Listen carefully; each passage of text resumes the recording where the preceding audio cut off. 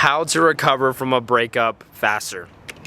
I feel like for me personally, I'm the person who can talk about this. I've broken up with girls.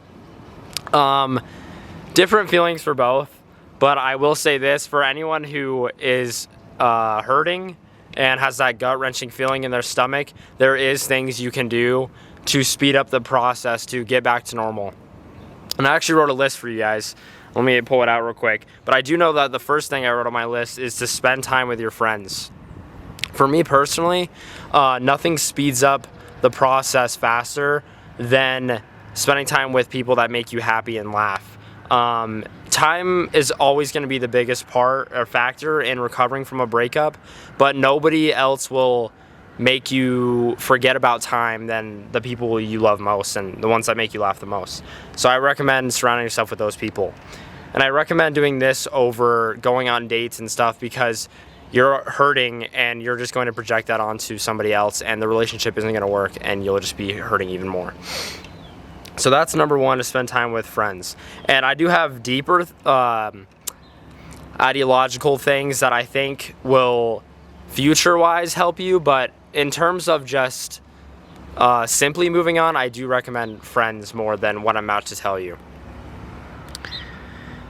Okay, the second thing is realize your worth. A lot of people, especially when they get broken up with, they forget that they're a person of value too, and they're basing their identity of value in somebody else, that they could view you improperly because of anything different going on in their lives. Like, they have a busy schedule that they don't want to mingle another person into, that maybe you were emotionally draining for them to have because they only were committed to that thing.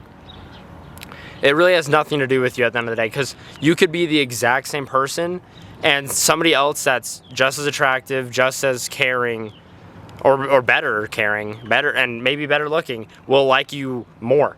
So you got to realize that there is plenty of fish in the sea. That's probably the worst thing to hear right now, but honestly, like, it is true. There is somebody out there that will treat you how you want to be treated for you being yourself.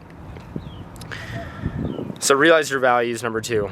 The third thing for me is I'd always go on hikes. I live in Utah, so maybe I could pan the camera around, but it's actually really beautiful here. Really beautiful. There's waterfall hikes, and we're getting to that time of year, so, but I mean, I'm not in a relationship right now, but you know, if I do go through one, hopefully it would be soon, because it is waterfall season. And so my advice is to go on walks and hikes in nature and connect with reality more. There's something euphoric about just going on a morning walk when you have a lot of heavy things in your mind. And I think that's the best way to process your emotions and plan for what's next going forward. The fourth thing I do I have done, is I've learned to work on things regardless of what's going on in my life. And that's a discipline thing. But what it does is it takes control of your, you control your mind better when you know you're going to do X thing, even if you're feeling X emotion. And so for me personally, like, this all starts out with the beginning of my day. I make my bed no matter what I'm going through. I make my bed, and I usually wipe down my desk, I vacuum. I do this like every day. Genuinely, I don't have to vacuum every day, I do it every day. Because it sets the standard for myself that today is going to be good regardless of how I'm feeling. And learning how to work on things that are progressing your life, regardless of the temporary outcomes that you have no control over, it sets a different standard of what you're capable of, and your mind starts to believe that your value is more. I'm a little crusty right now, by the way, sorry.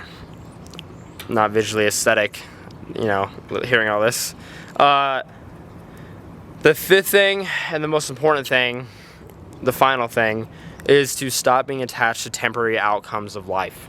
And I just said that kind of in the last point, but I think this is the most important ideology in recovering from a breakup, because regardless if you worked out with that person or not, you're going to die, that person's going to die. There might be another outcome that was different. Regardless though, everything in this life is temporary.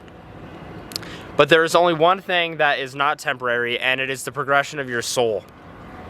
And once you realize that that is the timeline you need to be focused on, you will find more clarity in what actually matters.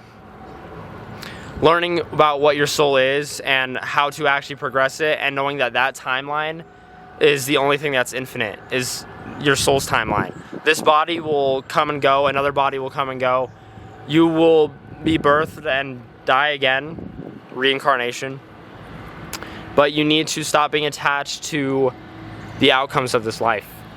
And you need to